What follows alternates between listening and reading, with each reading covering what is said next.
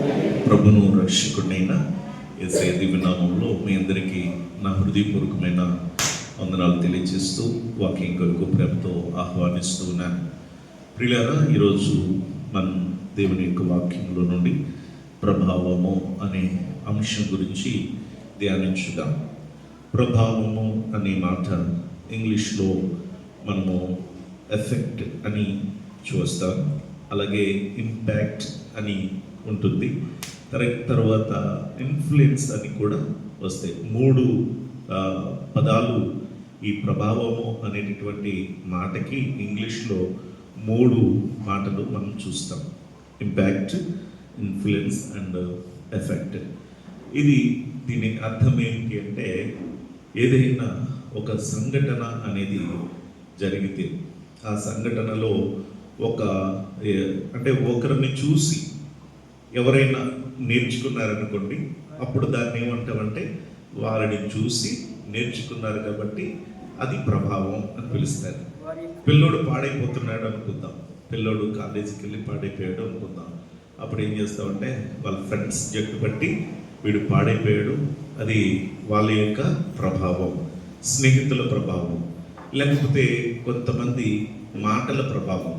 ఏమండి, మాటలకు వాళ్ళు ఏం చేస్తారంటే కొంతమంది లొంగిపోతూ ఉంటారు, కొన్నిసార్లు మాటలకి పడిపోతూ ఉంటారు, ఆ మాటలను బట్టి ఇన్స్పైర్ అవుతూ ఉంటారు కొంతమంది కదా. అంటే మాటలు ప్రభావితం చేస్తాయి. కొంతమంది జీవితాలని మార్చాలన్నా లేకపోతే వారి జీవితాలని పాడు చేయాలన్నా మాటలు అవి ఒక ప్రభావం చూపిస్తాయి. అదే రీతిగా మరి మనము బైబిల్లో అనేకమైన వాక్యాలు మనం చూస్తాం. ప్రభావము అనేటటువంటిది మనం గమనించినట్లయితే మరి మనకి కొన్ని విషయాలు మనం గమనించగలం. బైబిల్లో సొలొమోను ప్రభావం అని మనం గమనిస్తాం. సొలొమోను ప్రభావము అనేది ఒకటి మనం మొదటిగా చూస్తే రాజుల మొదటి గ్రంథము 10వ అధ్యాయము 13వ వచనంలో రాయబడుతుంది. రాజుల మొదటి గ్రంథము 10వ అధ్యాయము 13వ వచనం నేనే చదువుతాను, దయచేసి వినండి, దయచేసి ప్రతి ఒక్కరు కూడా. సొలొమోను తన ప్రభావమునకు తగినట్టు ఏం చేశాడట? షబ దేశపు రాణికి ఇచ్చినది పోగా ఆమె కోరిన ప్రకారము ఆమె ఇచ్ఛాపూర్తిగా ఆమెకు ఇచ్చెను. అంటే ఇక్కడ సొలొమోను ఏం చేశాడంటే తన ప్రభావానికి తగినట్టుగా అని ఇక్కడ సొలొమోను గురించి మాట్లాడుతున్నాడు. అంటే తన ప్రభావం ఏంటి అంటే, సొలొమోను చాలా జ్ఞానము కలిగిన వాడు కదా. ఆ జ్ఞానముతో సర్వ సంపదలు దేవుడు అతనికి అనుగ్రహించాడు.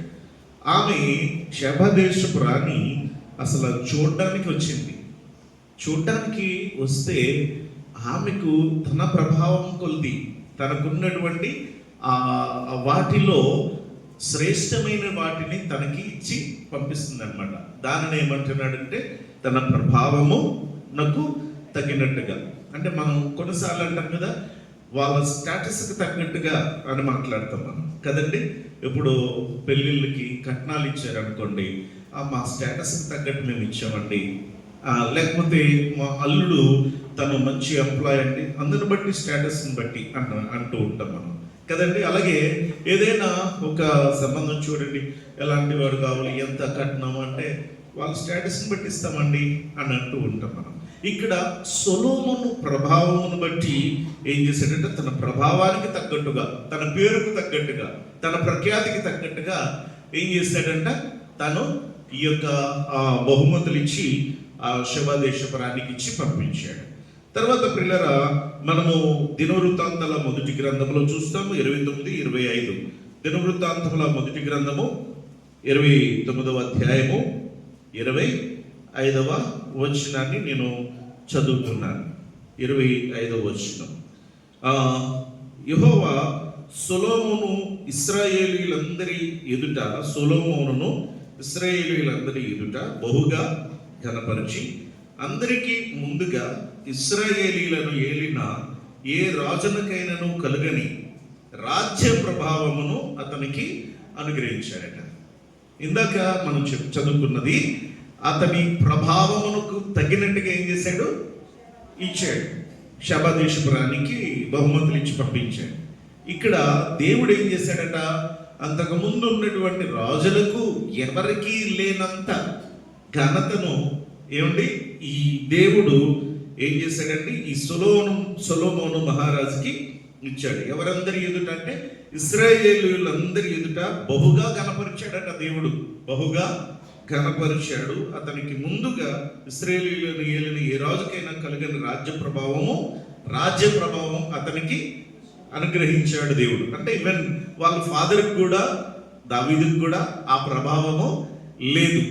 అంటే ఎంతగా ఉందో మనము గమనిస్తున్నాం. కాబట్టి ప్రియులారా, ఇక్కడ సొలొమోను యొక్క ప్రభావము, అతని యొక్క ఆస్తి ఐశ్వర్యము, అతని ఘనత జ్ఞానము, అయితే ఇతని యొక్క రాజ్య ప్రభావం గురించి కూడా ఇక్కడ మనము గమనిస్తున్నాం. అంటే నేను ఎందుకు ఈ మాటలు చెప్తున్నానంటే ప్రతి విషయాన్ని కూడా మనము తెలుసుకోవాలి. బైబిల్లో ఉన్నటువంటి కొన్ని ప్రభావము అనేటటువంటి విషయంలో ఏ విషయాలలో ప్రభావము అని అక్కడ బైబిల్లో మనకి రాయబడుతుందో తెలుసుకోవాలి. రాజ్య ప్రభావము, అలాగే సొలొమోను యొక్క ప్రభావం అంటే అతని జ్ఞానము, అతని యొక్క సంపద, అతను కలిగి ఉన్నటువంటి సమస్తమును ప్రియులారా అది ప్రభావముగా మనం చెప్పుకోవచ్చు.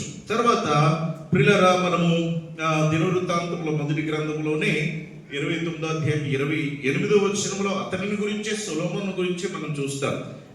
28వ వచనం, అతడు వృద్ధాప్యము వచ్చిన వాడై ఐశ్వర్య ప్రభావములు కలిగి మంచి ముదిమిలో మరణ పొందెను. ప్రియులారా, ఇక్కడ మనము గమనిస్తూ ఉన్నప్పుడు వృద్ధాప్యములో ఏమండి, వృద్ధాప్యము వచ్చిన వాడై ఏమండి ఐశ్వర్య ప్రభావములు కలిగి మంచి ముదిమిలో మరణం పొందెను. ఎవరు? సొలొమోను కాదు. ఎవరు? ఇక్కడ దావీదుని గురించి రాయబడుతుంది. యెషై కుమారుడైన దావీదు ఇశ్రాయేలీయులందరి మీద రాజు ఇండెను అతని గురించి వివరిస్తూ, అతని తరువాత అతని కుమారుడైన సొలొమోను అతనికి మారుగా రాజు అయ్యను అనే విషయాన్ని మనం ఇక్కడ చూస్తున్నాం. అయితే ప్రియులారా, కీర్తన 21వ కీర్తన 5వ వచనములో మనము 5వ చరణములో మనం చూస్తే అక్కడ గౌరవ ప్రభావము అని వ్రాయబడుతుంది. గౌరవ ప్రభావము, రాజ్య ప్రభావము, అలాగే కలిగిన ఆస్తి జ్ఞాన సర్వ సంపదలను బట్టి అతని యొక్క ప్రభావము. ప్రియులారా, ఐశ్వర్య ప్రభావం గురించి మనం చూసాము. అలాగే గౌరవ ప్రభావములను అని వ్రాయబడుతుంది. కాబట్టి ప్రియులారా, కీర్తన 21 5వ చరణము ఒకసారి చదవగలిగిన వాళ్ళు చక్కగా చదవండి. నీ రక్షణ వలన అతనికి గొప్ప మహిమ కలిగెను, గౌరవ ప్రభావములను నీవు అతనికి ధరింపజేసినావు. చాలండి. గౌరవ ప్రభావములను దేవుడు ఎవరికి ఇచ్చాడట? దావీదుకి అనుగ్రహించాడట. గౌరవ ప్రభావం. సో ఇది ఇంతవరకు మనం ఇంకా చూస్తే మహిమా ప్రభావం అని రాయబడుతుంది, ఘనత ప్రభావం అని మనం రాయబడుతుంది. ప్రియులారా, వాక్య ప్రభావం అని కూడా బైబిల్లో మనము చూస్తాం. వాక్య ప్రభావము, ఘనతా ప్రభావము, మహిమ ప్రభావము, ఇవన్నీ కూడా మనము గమనిస్తున్నాం. గౌరవ ప్రభావము ఇంగ్లీష్లో అనేక మాటల్లో గమనిస్తున్నప్పుడు గ్లోరీ అని వ్రాయబడుతుంది. ప్రియులారా, అలాగే రాయల్ మెజెస్టీ అని మనం చూస్తాం. రిచ్ అండ్ హానర్ అని కూడా మనము కొన్ని సందర్భాల్లో చూస్తాం. కాబట్టి ప్రియులారా, ఆయన యొక్క ఆ ప్రభావము అది దేవుడిచ్చినటువంటి శ్రేష్టమైన ఆశీర్వాదముతో కూడినదై మనము చూస్తూ ఉన్నాం. అయితే ముఖ్యంగా మనము గమనిస్తే దేవుని యొక్క స్వరము కూడా అది గొప్ప ప్రభావము గలది అని మాట్లాడుతున్నాడు. దేవుని స్వరము కూడా ఎలాంటిదంటే అది గొప్ప ప్రభావము కలిగినది అని కీర్తనకారుడు 29వ కీర్తనలో 4వ చరణములో రాస్తున్నాడు. ఆయన యొక్క స్వరము ప్రభావము గలది. ఆయన యొక్క స్వరం ఎలాంటిదట? ప్రభావము కలిగినది అని కీర్తన మనము 29:4 మనం చూడగలం. తర్వాత ప్రియులారా, ఆయన వెలుగు కూడా గొప్ప ప్రభావము కలది అని మనము అక్కడ పెట్టండి, చిన్నగా వెనకాల పెట్టండి. రోజు మీకు చెప్తున్నా కదా, వాక్యం మొదలెడితే మళ్ళీ ఇక రావద్దు.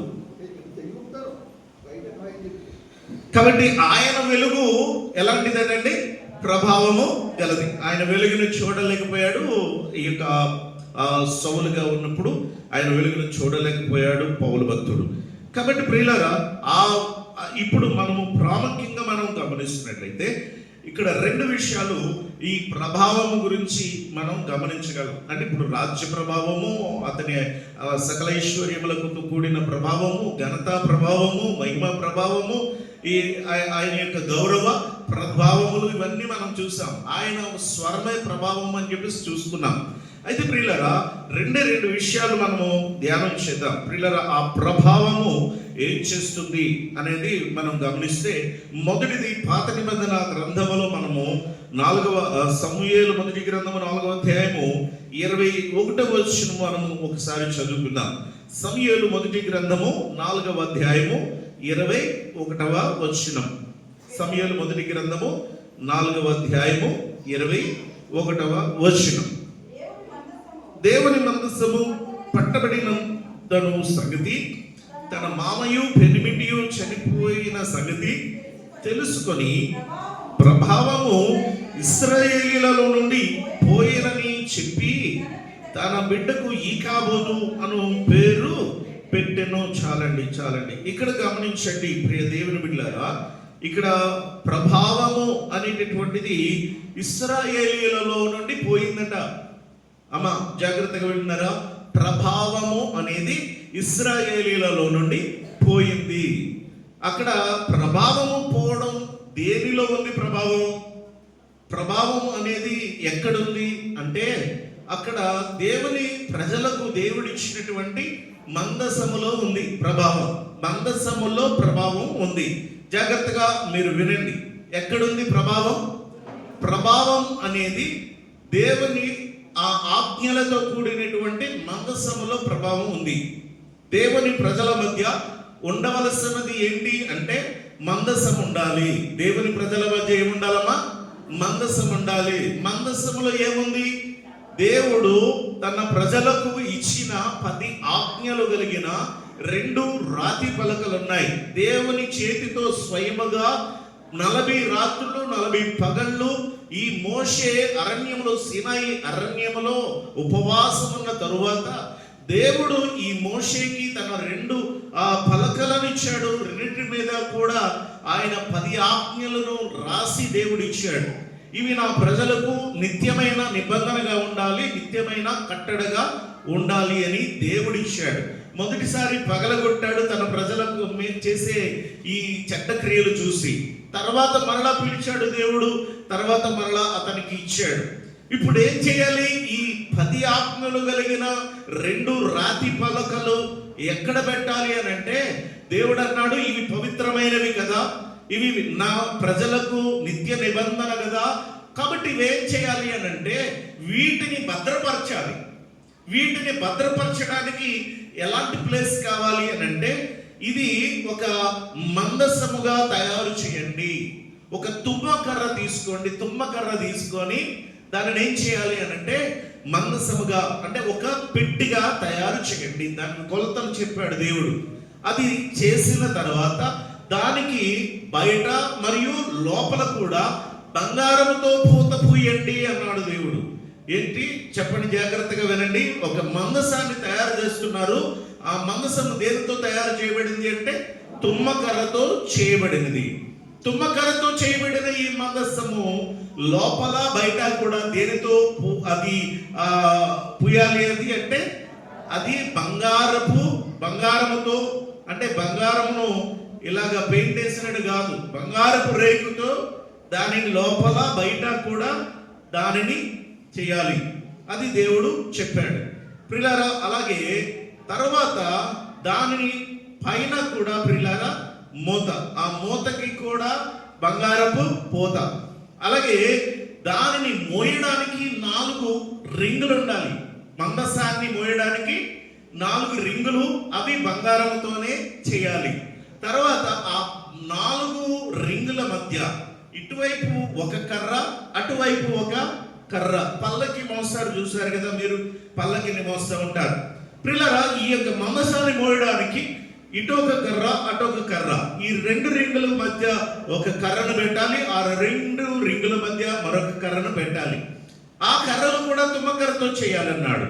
అంతే కదా, ఆ తుమ్మకర్రతో చేసి దానిని కూడా బంగారంతో ఏం చేయాలి, దానిని రేకుతో పొదిగించాలి.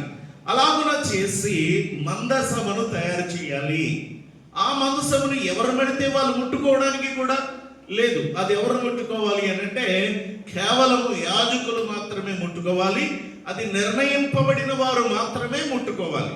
అంతేగాని నేను ముట్టుకుంటాను, నేను మోస్తాను, నేను చేస్తాను అంటే అది వారికి అవకాశం లేదు. కాబట్టి ప్రియులారా, మందసము అనేది ఎందుకొరకు చేయమన్నాడు దేవుడు అంటే, అది తయారు చేసి దాని లోపల నేను ఇచ్చినటువంటి ఈ 10 ఆజ్ఞలు ఉన్నాయి కదా, ఆ 10 ఆజ్ఞలు దానిలో భద్రంగా పెట్టండి. అవి ఏం చేయాలి, ఆ మందసములో పెట్టిన తర్వాత మందసాన్ని ఏం చేయాలి అని అంటే, ఇశ్రాయేలు ప్రజలు ఎక్కడ ఉంటారో అక్కడ ఉండాలి, వారి మధ్య ఉండాలి. అది అర్థమవుతుంది కదా, ఎక్కడ ఉండాలి, ఇశ్రాయేలీయుల మధ్య ఉండాలి ఈ మందసం. కాబట్టి మందసము ఇశ్రాయేలీయుల మధ్య ఉంటే వారికి విజయం వస్తుంది, వారికి విజయం వస్తుంది. ఏ శత్రువు కూడా దేవుని ప్రజలను ముట్టలేకపోయేవారు.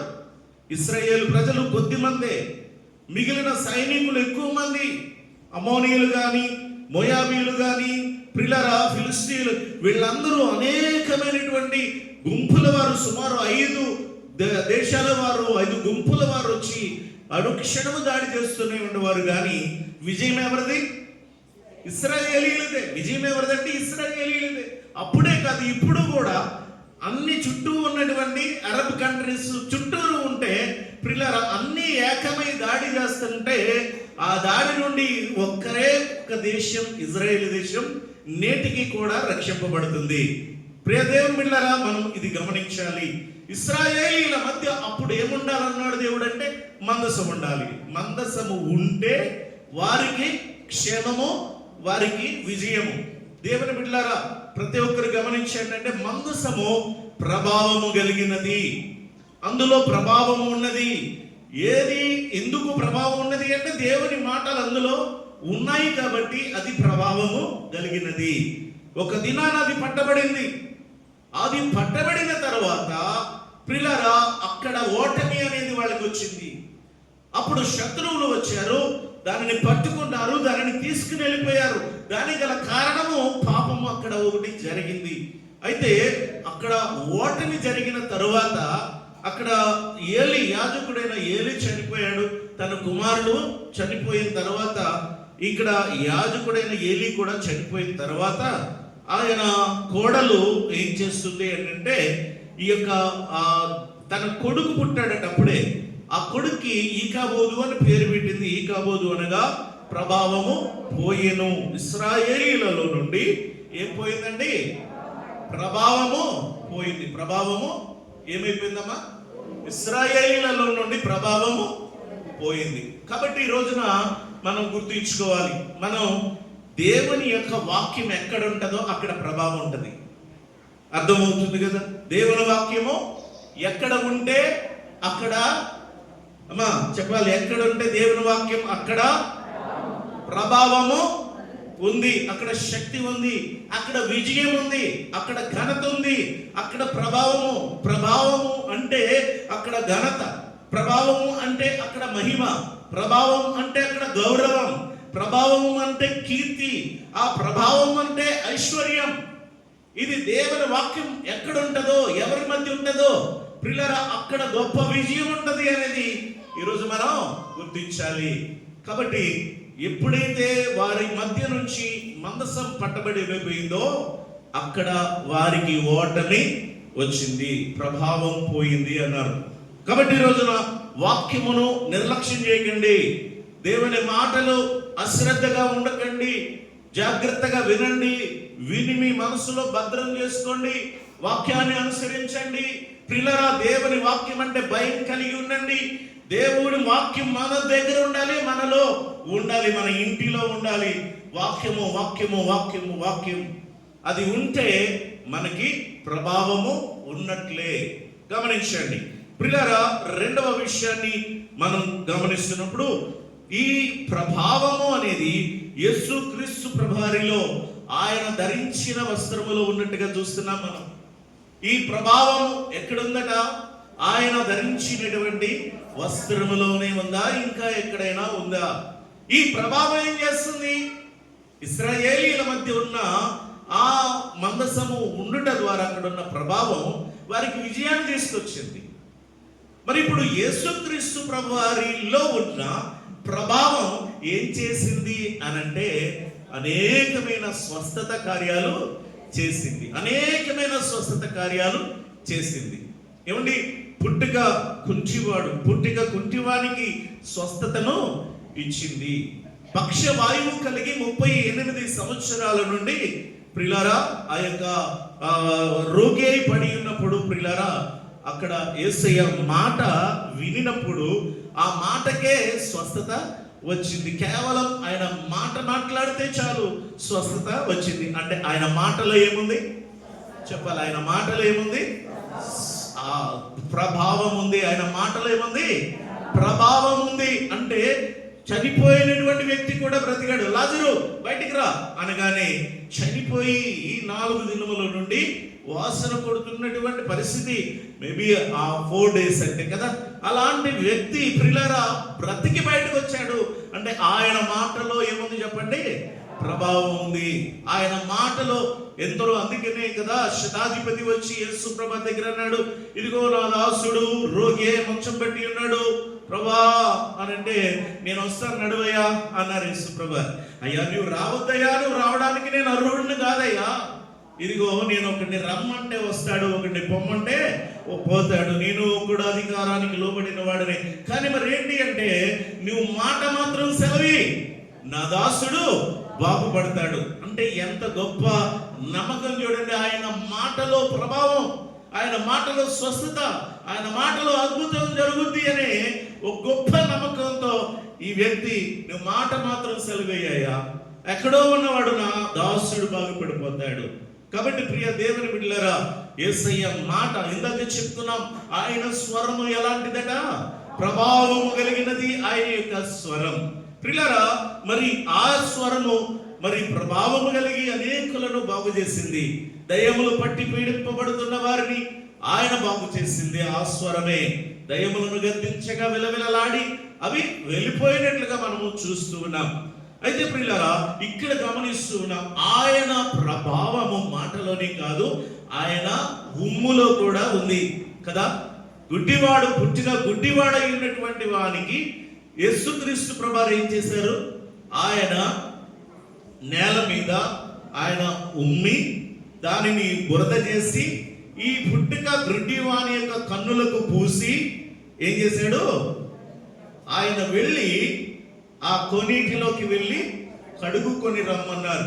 యేసు ప్రభువారు చెప్పి అతనిని పంపించినప్పుడు ఆ వ్యక్తి వెళ్ళి కళ్ళు కడుగుకొని వచ్చేసరికి అతనికి చూపు వచ్చింది.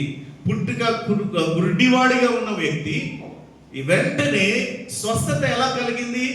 యేసయ్య ఉమ్మి అది బురద చేసి అతని కన్నులకు రాయడం ద్వారా. ఇది కూడా ఒక విధమైనటువంటి ఒక క్రియ.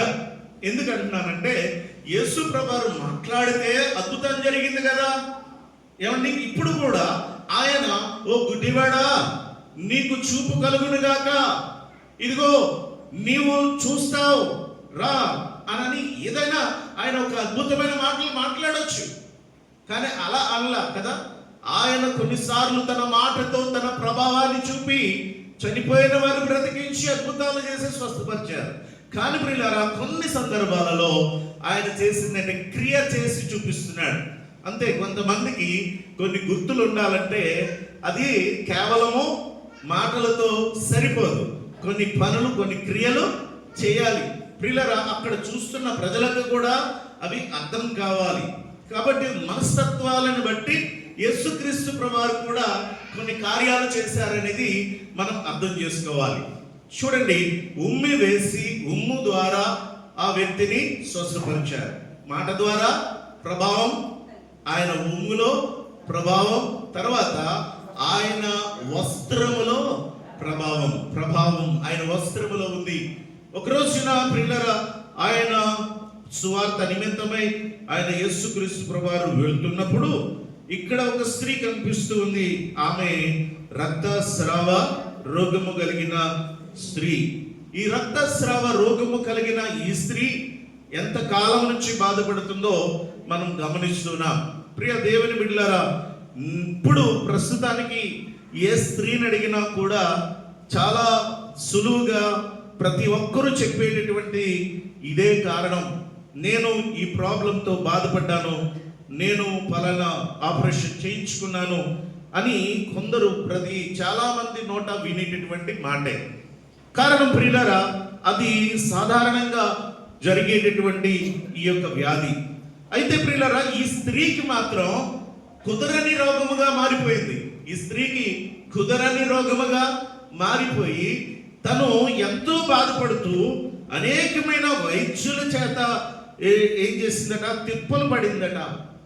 ఎవరు ఎక్కడికంటే అక్కడికి వెళ్ళిపోయి ఏ వైద్యుడైతే ఉన్నాడనో చెప్పారో ఆ వైద్యుల దగ్గరికి వెళ్ళి తాను ట్రీట్మెంట్ చేయించుకొని పిల్లరా ఆమె స్వస్థత కోసం ఎన్నో తిప్పులు పడిందట. చివరికి ఆమెకు కలిగినదంతా, ఆమెకున్న ధనమంతా, తనకున్న ఆస్తి అంతా ఖర్చు పెట్టేసింది. కానీ స్వస్థత లేదు. నిరుత్సాహ స్థితి, దినస్థితి, ఆమె ఏం చేయాలో తెలియనటువంటి స్థితి. ఇక ఎప్పుడు బాగుపడతానా, ఎలా బాగుపడతానా, ఏ వైద్యుడి దగ్గరికి వెళ్ళినా నాకు స్వస్థత లేదు, ఇప్పుడు నా పరిస్థితి ఏంటి, ఎవరు బాగు చేస్తారు అని ప్రియులారా బాధతో వేదనతో ఎదురు చూస్తున్న సమయంలో యేసయ్య గురించి ఆమె విన్నదట. ఆమెను గురించి అంటాడు ప్రియులారా, ఆమె ఎంత మాత్రము ప్రయోజనం లేక మరింత సంకట పడినో ఆమె యేసుని గురించి విని యేసుని గురించి ఏంటి చెప్పండి, విని యేసుని గురించి విన్నారా మీరు? అంతే కదండి. వినకపోతే మేము ఎందుకు నమ్ముకుంటామండి? వినకపోతే మేము ఎలా బాప్తిసం తీసుకుంటామండి? ఆయన గురించి వినే వచ్చామండి, ఆయన గురించి వినే మేము రక్షణ పొందుకున్నామండి అని చెప్పేవాళ్ళు చాలా మంది ఉంటారు. అయితే ప్రియులారా, ఈమె యొక్క ఎలా విన్నది అని అంటే ఆయన గొప్పతనం గురించి, ఆయన ప్రేమను గురించి, ఆయన శక్తిని గురించి వినింది. వినన ఈమె విశ్వాసంతో వచ్చింది యేసయ్య దగ్గరికి. విశ్వాసంతో యేసయ్య దగ్గరికి వచ్చింది. అది సామాన్యమైన విశ్వాసం కాదు, అది సాధారణమైన విశ్వాసం కాదు. ప్రియులారా, ఆమె వినినప్పుడు ఆమె ఎలాంటి విశ్వాసం చూపిందగా, నేను ఆయన వస్త్రము ముట్టినా బాగుపడదును అని అనుకున్నది. ఆయన వస్త్రము ముట్టినా అంటే అర్థమేంటి? ఏమండి, ఎంత గొప్ప విశ్వాసం అంటే! ఎవరైనా ఏం కోరుకుంటారు? శతాధిపతి వచ్చి ఏం కోరుకున్నాడు? మాట మాత్రం సెలవి, నా దాసుడు బాగుపడతాడు అని కోరుకున్నాడు కదా. చాలా మంది వచ్చి యేసుప్రభుని నీ చేతులు ఉంచమన్నారు, బాగు చేయమన్నారు, చెప్పారు.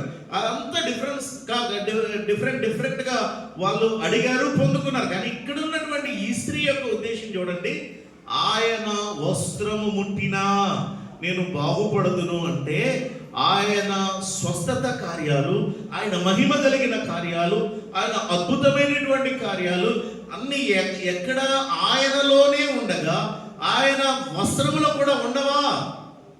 ఆయన వస్త్రములో ఉండదా అని ప్రియులారా, ఆయన వస్త్రము ముట్టిన బాగుపడుదును అనే విశ్వాసంతో వచ్చింది.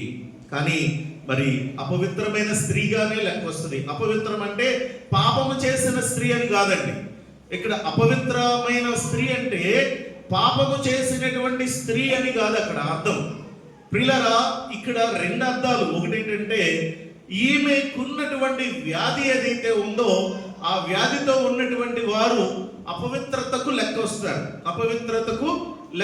పాత నిబంధన ప్రకారంగా వారు పరిశుద్ధ సన్నిధికి రాకూడదు, వారు పరిశుద్ధమైనది ఏది కూడా వాళ్ళు ముట్టుకోకూడదు. అలా ముట్టుకుంటే అది కూడా అపవిత్రం అవుతుంది అని బైబిల్ చెప్తుంది.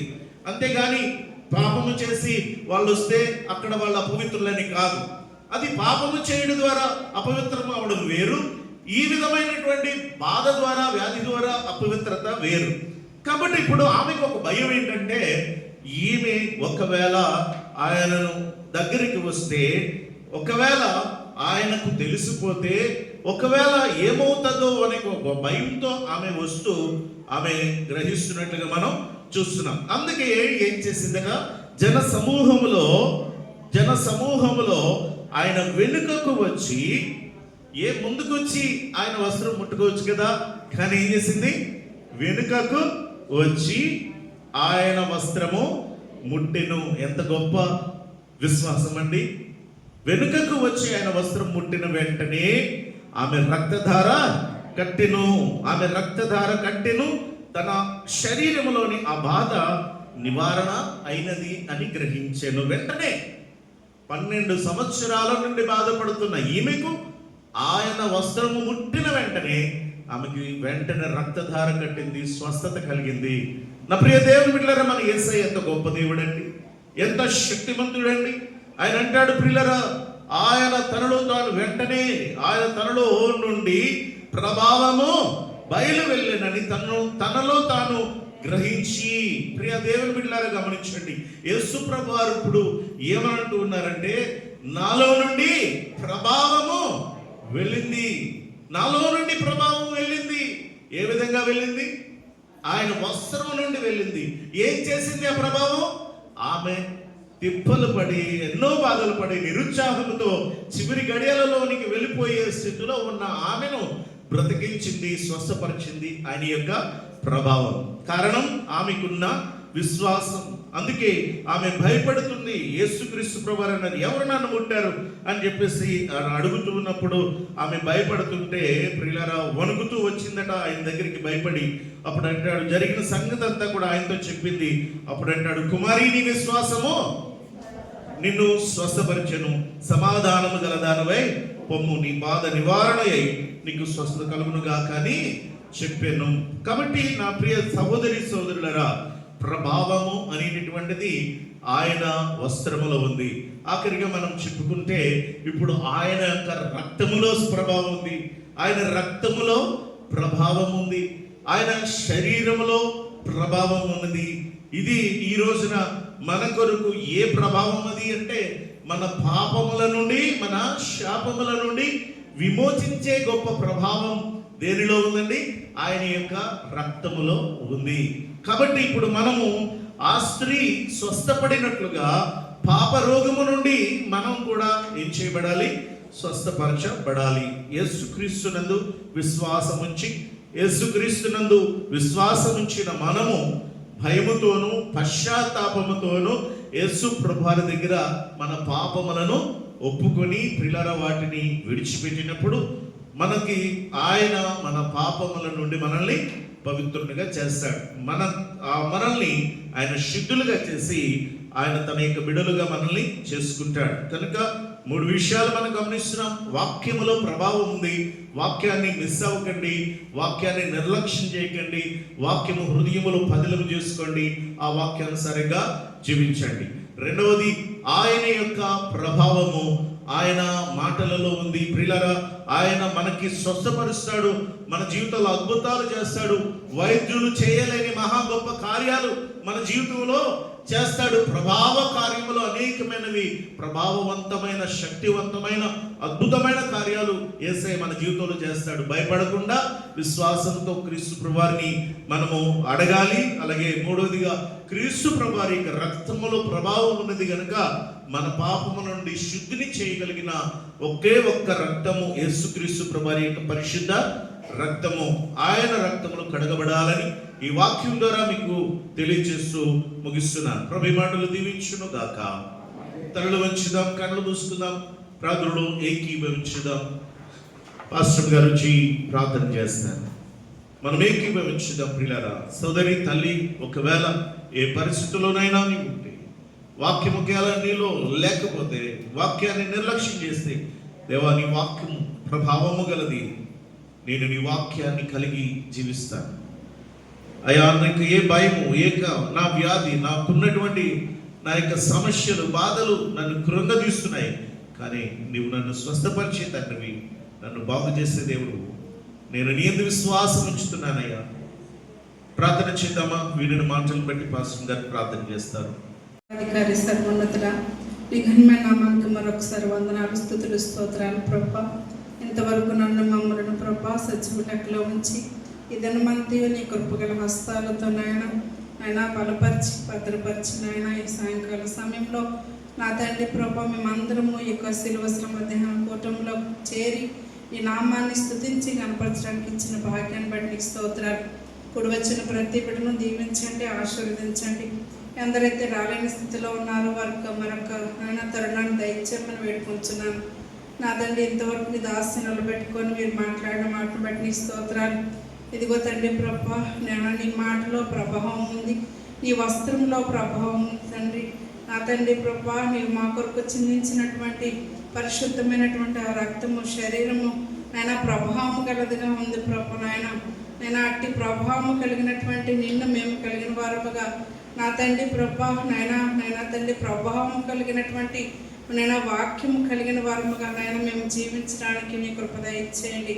నాయన తండ్రి నీవు ఇచ్చే ప్రతి మాటను నాయన తండ్రి మా యొక్క హృదయాల్లో భద్రమ చేసుకొని మంచి నేలను పడినటువంటి విత్తనాల వలె మా హృదయాల్లో ఫలించుటకు నాయన నీ కృప దయచేయమని వేడుకుంటున్నాను. అని రాత్రికాల సమయంలో నాయన మీరు మాట్లాడిన మాటలు బట్టి నీకు స్తోత్రాలు చెల్లిస్తూ మీరే మహిమాకంతా ప్రభువులు పొందుకోమని యేసే నామమున పెట్టి వేడుకుంటున్నాం తండ్రి. ఆమేన్.